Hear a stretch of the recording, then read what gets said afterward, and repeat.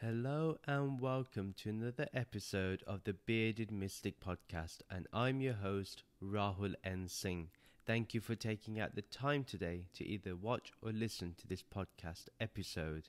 Today we will be continuing on with my thoughts on the Bhagavad Gita, but before we do start, another reminder that if you would like to support the Bearded Mystic Podcast and you've loved what you've listened to, please do sign up to my Patreon page. Details are in the show notes and video description below. And if you're interested in meditation and would like to join our meditation class that takes place every Saturday virtually on Zoom, you can find those details in the show notes and video description below. So let's do a recap of the last episode that we did on my thoughts on the Bhagavad Gita. In the last episode, we looked at chapter 3, verses 40 to 43, and that ended chapter 3 for us. Sri Krishna told us about what happens when those distorted desires hides within our senses, our mind and our intellect, and therefore it ruins our relationships and connection with others. We fail to see our true self, our Atma, and we do actions that only cause harm and destruction. By following the niyamas, we will be able to control our bodily senses, therefore removing any desires that may affect our path towards spiritual liberation. Sri Krishna guides us on what is the ultimate process of what is superior, and this is something we must adhere to in order to be successful, which is to remember that we are this Atma, we are this Brahman. Sri Krishna guides us that we must let the mind be conquered by the real king of the self, which is Brahman, pure awareness, or as we often refer it to here, as formless awareness. Today we will be beginning chapter 4, which is titled Integrating Knowledge, Action and Renunciation, which is Jnana, Karma, Sannyas, Yoga. Before we do start, please do rate and review this podcast, or if you are watching this on YouTube, please like, comment and subscribe, and also do share this with your friends and family who would like this content. Today we'll be looking at chapter 4, verses 1 to verses 8. Sri Bhagavan said, I originally spoke this knowledge to Vivasvan, the current Deva of the Surya, the sun. Vivasvan then taught it to his son Vivasvata, the current Manu, who in turn spoke it to the ancient human king Ikshvaku. We just look at that whole complete verse by itself. We won't need to break that down, but what we can see here is that Sri Krishna begins the chapter expressing how ancient the teachings are, how they've been given since time began, and that there is a succession in terms of when it's given to someone. This knowledge, as we can see here, it's imperishable because it is eternal in its nature. We've seen that it still continues today. There's not a time when this knowledge ever disappears. Some people believe that this knowledge can become hidden, or it can be taken away. This knowledge never goes away, neither is it hidden. We just get distracted with life. So it's not that it's hiding somewhere and we have to go on this magnificent journey to go and find it as if we're Indiana Jones or something. No, we just have to remember that we get distracted by the world, and that's what causes it to appear to be hidden. In this verse itself, Sri Krishna really just wants to establish that the teaching that he's giving to Arjuna has always been there. It's nothing new. It's nothing out of the ordinary. All he may be doing is just evolving the teachings according to the time and place, which again, we must do. Now, whatever is said in the Bhagavad Gita applies, but we must also be inspired to evolve the teachings to meet today's requirements. Because otherwise, if we do not do this, then the current generation, my generation and the one after me, they will not be interested in this message. It's really important that we understand that spirituality, in terms of its teachings, has to go through an evolution in terms of adapting to the time and place. And not that the spiritual teachings, you have to specifically adapt them to the time and place. They easily mold themselves into the time and place. But sometimes our mind, because of its desires for whatever, for power, for greed, we tend to not look at that. We tend to ignore that. And we like to go to the ancient teachings or something that has no value in today's time. But we go back to that because it strengthens our ego, our power, our influence. Sri Krishna in this verse really wants us to understand what the ancient aspect is of this wisdom that he's sharing. In verse 2, he says, "In this way, Arjun, the supreme knowledge of yoga was passed down from one generation to the next by human kings who were both leaders and sages of the Vedic knowledge. But over a long period of time, these yogic teachings were lost. In this way, Arjun, this supreme knowledge of yoga was passed down from one generation to the next by human kings who were both leaders and seers of the Vedic knowledge." Sri Krishna is really telling Arjun how this knowledge was passed down. But what we can see is that these human kings, they were both leaders, like political leaders, and they were sages. They were part of sharing this teachings of the Vedas, the Upanishads. What we can take from that is that the kings were noble people. Now, over a long period of time, what can happen? Sri Krishna says that, but over a long period of time, these yogic teachings were lost. With time, it may appear that the truth does get lost, but what I would say, it gets diluted. It gets diluted in many ways. For example, a lot of the Vedanta concepts that we see today, they tend to be diluted by the New Age movement. Things have been adopted like activating our chakras, the kundalini, even non-duality in some aspects, because with the law of attraction you believe that everything is one, but there is a subtle duality because you still desire. This is not the ancient teachings that Sri Krishna gave. These are not the ancient teachings of the Vedas about if you look into the stars and you believe you're the universe, you're going to get what you want. That's not necessarily what they are saying. Their sayings can be manipulated to mean that, but that's not what they're hinting upon. The whole point of these teachings is to get us towards liberation, towards mukti. This truth gets diluted. And what happens is society transforms, society changes. As people go along with these new changes, they do not find ways on how to apply this truth, these yogic teachings.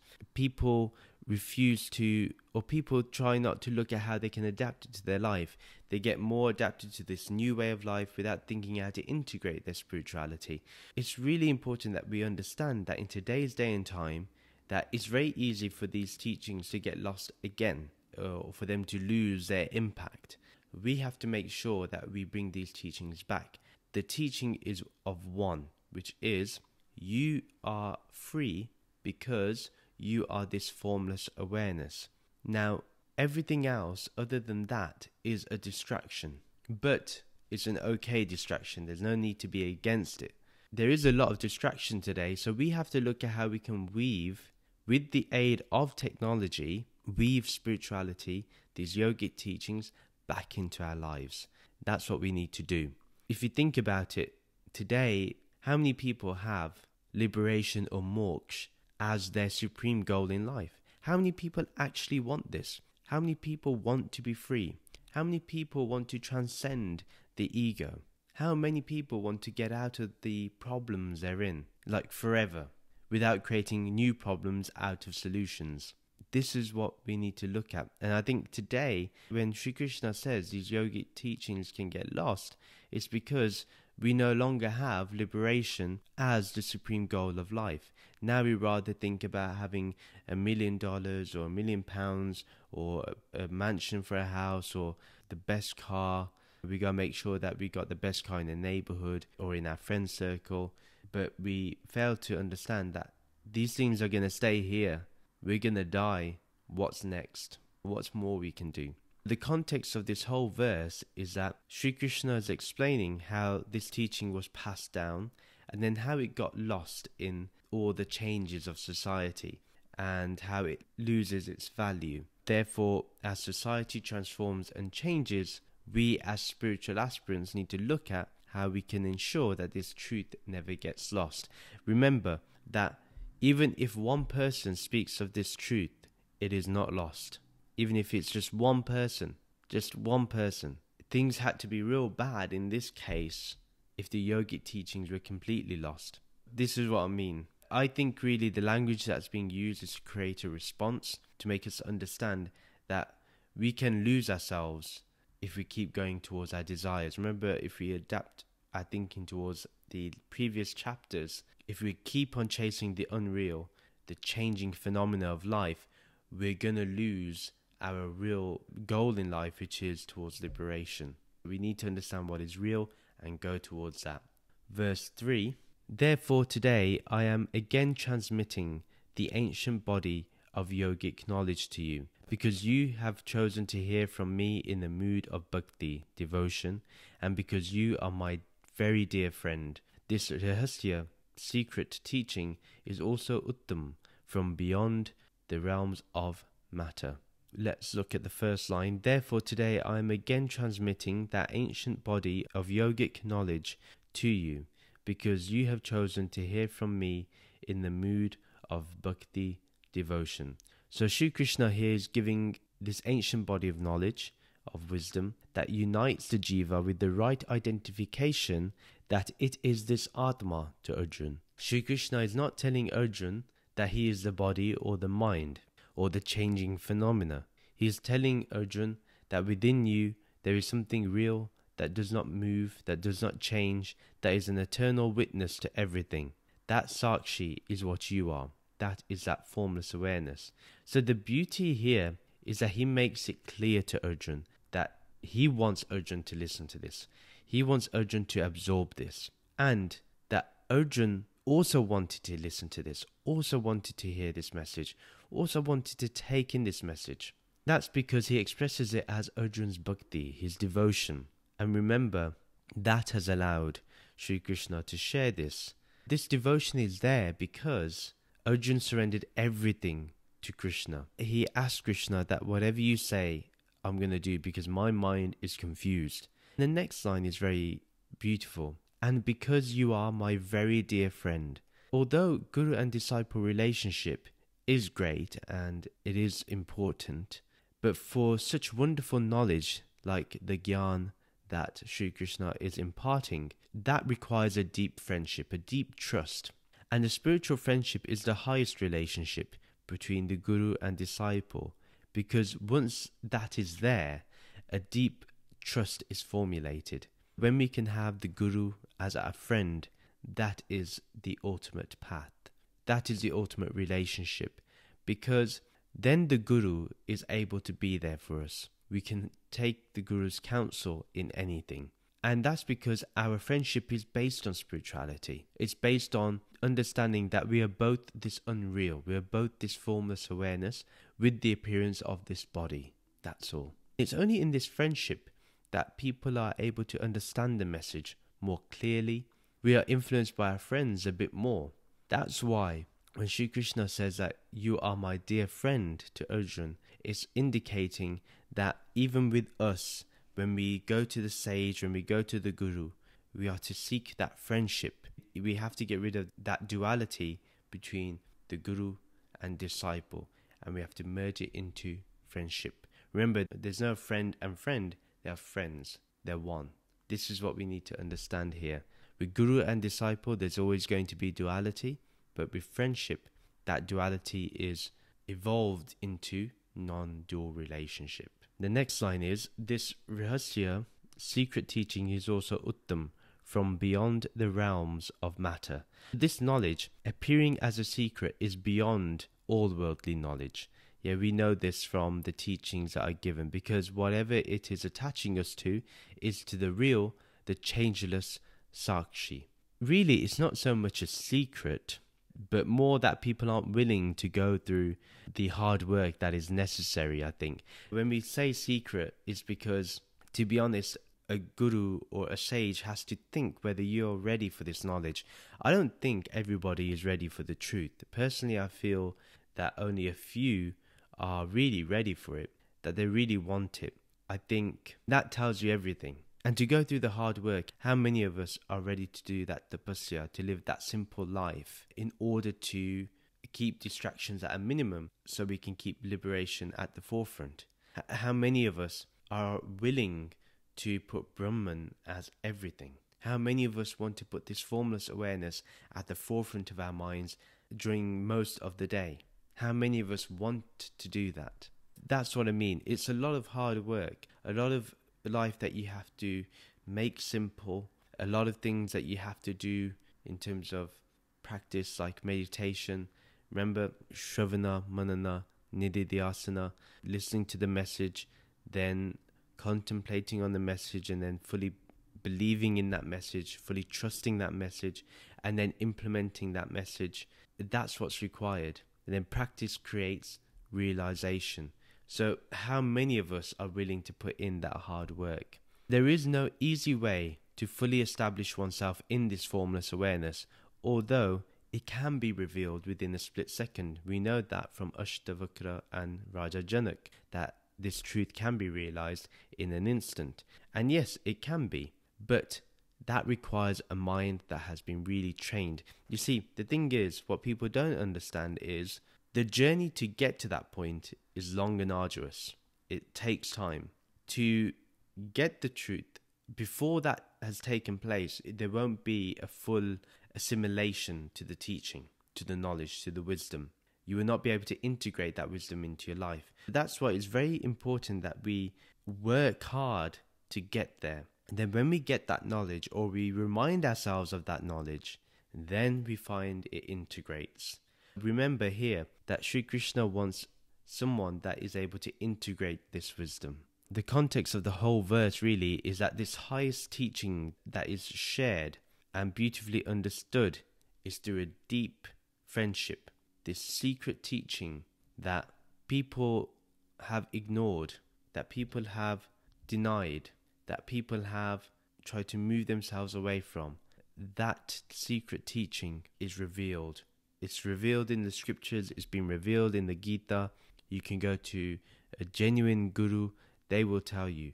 It's not that this teaching is a secret, but you need to put in the hard work, and the hard work is necessary. Verse 4, Arjuna inquired, O Bhagavan, the Deva of the sun, Vivasvan, came into being millions of years ago. How is it possible that you spoke this Vedic knowledge to him at that time? It's a logical and rational question, and this shows that in friendship, nothing is off the table. You're willing to challenge.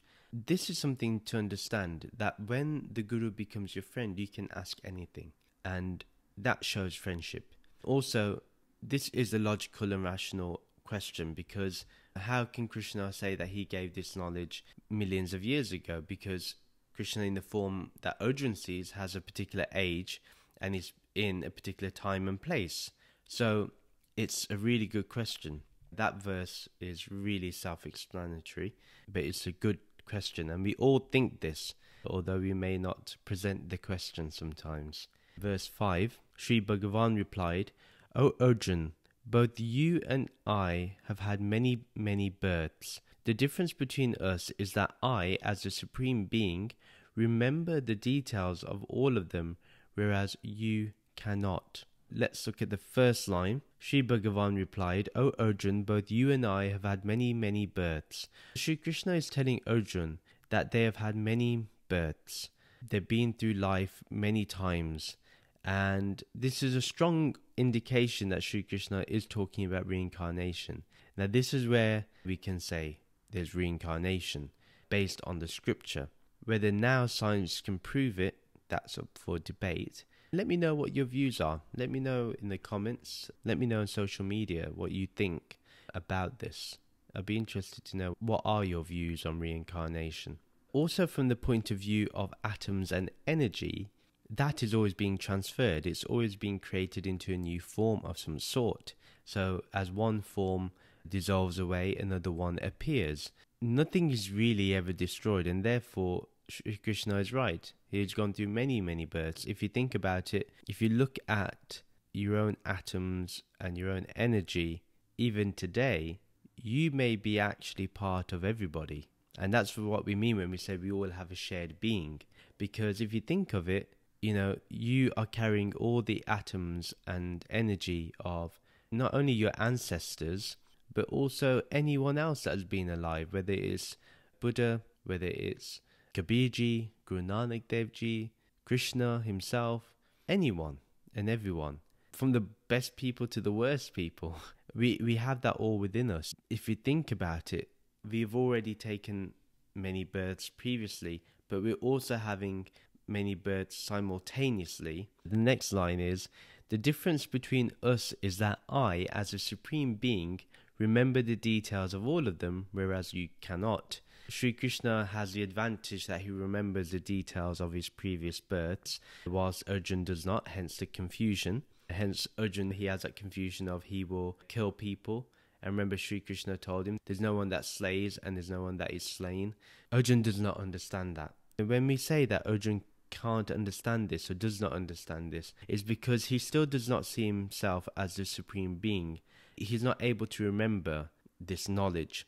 Once you understand you are the supreme Atma, then you see yourself not only in the past and the future, but also in the present. You see yourself everywhere and at every time as that shared being, that universal shared being. This is where Krishna is able to understand it, where Arjuna is not. The context of the whole verse really is that Sri Krishna is explaining and answering Arjuna's question that both himself and Arjuna have had many incarnations on this planet, but as Sri Krishna identifies himself completely with the Supreme Being, he remembers it all, but Arjuna, who's only attached to his body, has forgotten. Let's go to verse 6 now. I am never born. Instead, I merely appear within matter as my immortal self. Because I am the Supreme Master of all beings and the Supreme Atma, I appear at will because I have complete control over Prakriti, the material realm, the changing phenomena, or Maya. I am never born. Instead, I merely appear within matter as my immortal self. Sri Krishna seems to be telling a contradictory point, but then clarifies his point. So he's saying that as Brahman, he's never born, and we know that the formless awareness is never born, but he appears to take birth, he appears to take an incarnation, an appearance, but actually he remains as the immortal self, this Atma. What this means is that he is not deluded by identifying himself as a body and mind alone. He understands that he has a body and mind. He understands that he has appeared as a particular incarnation. But really, he is this immortal self. He is that Jeev. He is that Atma. We need to understand this for ourselves. Yeah, this is the whole point. If Sri Krishna is saying this truth, that I am never born, instead I merely appear within matter as my immortal self, this is also our own reality. This is our own reality. We cannot ignore it. If we ignore this, then we've not understood the message. If we still think now that me and Krishna are two different things, we're not going to evolve. We're not going to get to the immortal self. Sri Krishna is going to explain this further, but we need to understand that there's an appearance of a birth taking place, but really Sri Krishna remains as the immortal self. The next line is, because I am the Supreme Master of all beings and the Supreme Atma, I appear at will because I have complete control over Prakriti, the material energy. Sri Krishna here is referring to himself as the Supreme Atma, as Brahman, and that is the Supreme Master. This needs to be really understood. As I often talk about, if we see Krishna as different, we're not understanding the Gita. And anybody, there are particular organizations that create the difference between Krishna and us. They are taking you for a ride. They are not giving you the complete knowledge. Now, yes, when Krishna says that I am the Supreme Master of all beings and the Supreme Atma, he's talking about the I am. He's not talking about Krishna, the body and form, is the Supreme Master. Then he would clarify and say this body is the Supreme Master. He doesn't. He says he's the Supreme Atma. Therefore, the Supreme Atma is the Supreme Master. We need to understand this. It's very clear. There's no confusion, actually. It's very clear. Remember also that Krishna is not the only one. He's not the only supreme incarnation. Don't think like that. Don't get attached to the name and form. Whoever gives this knowledge that Sri Krishna talks about is the Supreme Master. They have embodied the message, therefore they are the Supreme Atma, they are the Supreme Master. Whoever gives this gyan, this knowledge of yoga, to someone, they are the Supreme Master. But due to Krishna being the Supreme Atma, he can appear at will because Prakriti is contained within Brahman. We know this. Maya is an appearance within Brahman. Brahman is the one that powers Maya. Sri Krishna says appear at will. Remember the word appear. It's very important that we understand that, because appearances, they come and they can disappear. Appearance is unreal. It's Maya. And Prakriti's nature is always changing. The Supreme Atma does not change. The context of this whole verse is that Sri Krishna has really explained that he is eternal, but he can appear within matter at will. He can appear in this world at will, as he is the immortal self. If we understand that we are this immortal self, we also can have the same experience that Sri Krishna is talking about. Verse 7, O Arjuna, whenever there is a dramatic decline in dharma and a dangerous increase in adharma, I descend and manifest myself within matter as an avatar. Okay, so now he's talking about, he's always taking incarnations, but there is a time when he may come down as an avatar. And as we know, an avatar is, you could say, an incarnation that is able to completely transform the teachings to meet the requirement of the time. And in a way, you could say there are avatars even today. I consider Sri Ramana Maharishi to be an avatar. Some people see Sri Ramakrishna Paramahansa as an avatar. Someone can say Swami Vivekananda is an avatar. I'm comfortable with those titles being given to people who really transform the teaching so that it's accessible to everybody. The more accessible it becomes, you could say the higher the incarnation. And if you look at Sri Ramana Maharishi, he's made it accessible to not only people in the East, but also the West. This is beautiful. And the same with Swami Vivekananda and Sri Ramakrishna Paramahansa, and also Yogananda Paramahansa too. Sri Krishna informs Arjuna that whenever there is a decline in dharma, when we lose our way towards truthful living, then Sri Krishna says an incarnation has to take place.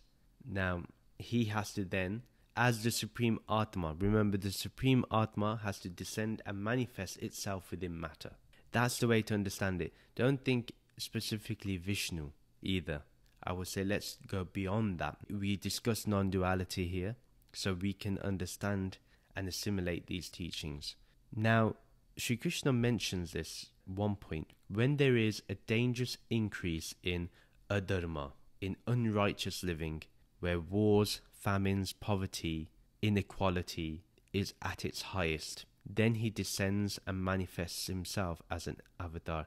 So there has to be complete, absolute imbalance to get to this point where he has to descend and manifest himself as an avatar. Now, if you think about this very deeply and think about this logically, we are seeing a lot of signs that are showing that the world is going through something like this now. There is a dangerous increase. The fact that we have people that are spreading misinformation about spiritual teachings, that are going against science. In the Vedic times, they were not against science. They were for science. They understood science. They understood the necessity of science, of logic and rationality. So it's very weird to see that people are going against that and claiming to be spiritual, or claiming to be free, or claiming anything. This is where I would say we are at a point where you could say we are going towards a dangerous increase in adharma, in unrighteous living, because we have so many people that are grifters in this world. They are people who look to capitalize on certain things and certain ideas which will get them popular, and that's not cool. Personally, I have a theory that an avatar doesn't really disappear and that they have continuous appearances in life. Like, there's probably an avatar here today. Who it is, I don't know.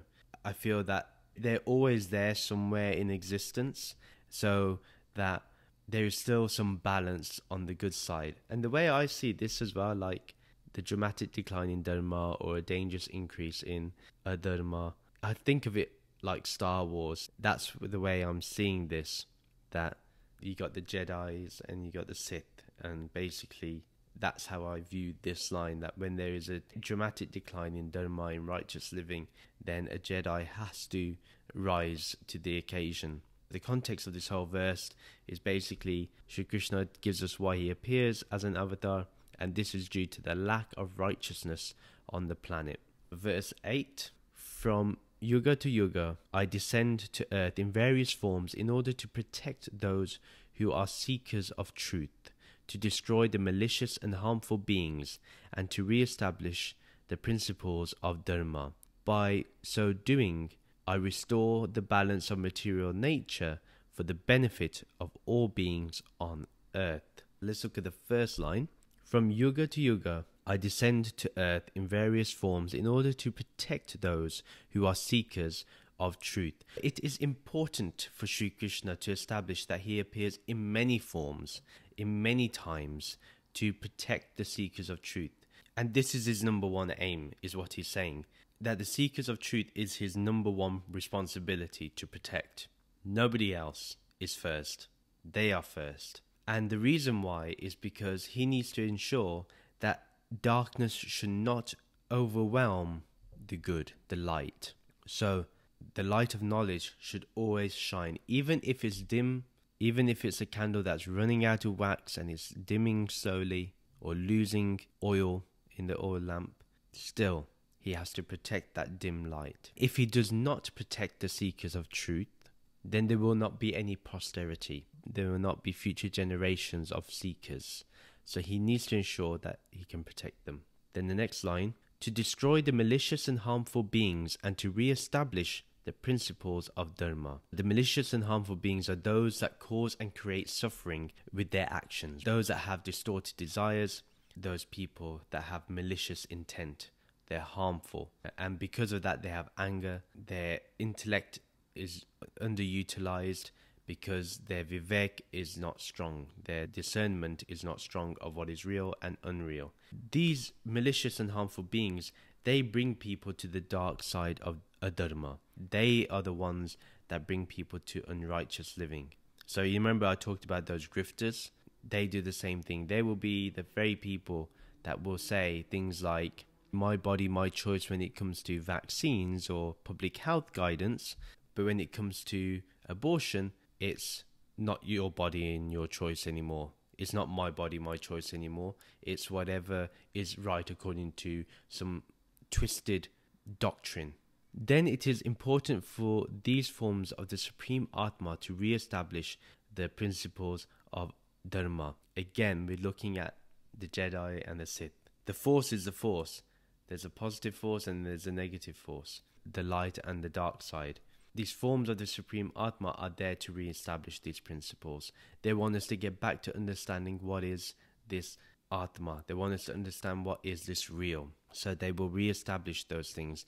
One thing is that we follow things like righteous living. Our whole relationship to the world is based in humanity.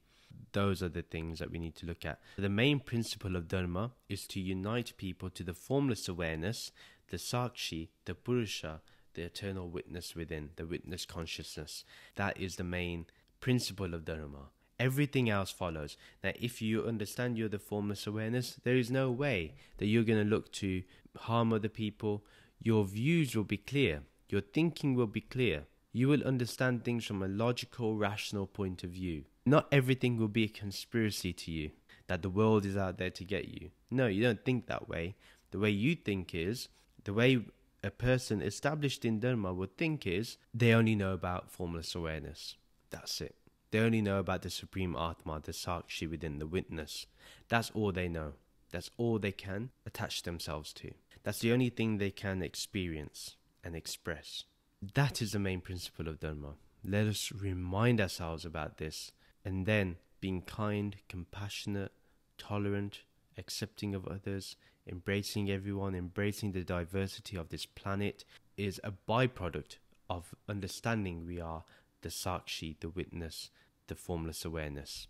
Sri Krishna in the next line says, by so doing, I restore the balance of material nature for the benefit of all beings on earth. Krishna's aim is not to get rid of adharma completely, but just to restore balance. So it's not about getting rid of adharma completely. And there's a reason for that, because without adharma, there cannot be dharma. So right now we're living in a world of duality, but when we understand dharma, we can then transform ourselves and go beyond that. And that's real balance, actually, when you're neutral in nature, restoring the balance.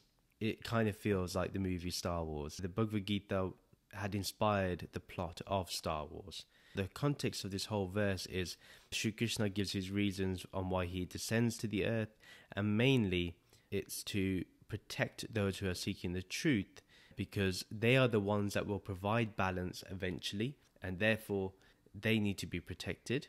Also, because they restore the balance in this universe, in this world, they understand the nature of dharma and adharma. Remember, Sri Krishna talks about a dramatic increase in adharma. He never says that he needs to get rid of it. You know, when people say, why is there evil in the world? Why is there suffering in the world? We don't understand that it actually has a place in terms of balancing the world. It may look cruel, but when you understand the nuances of it all, it's not cruel. But you understand that there's order in this craziness, in this chaos.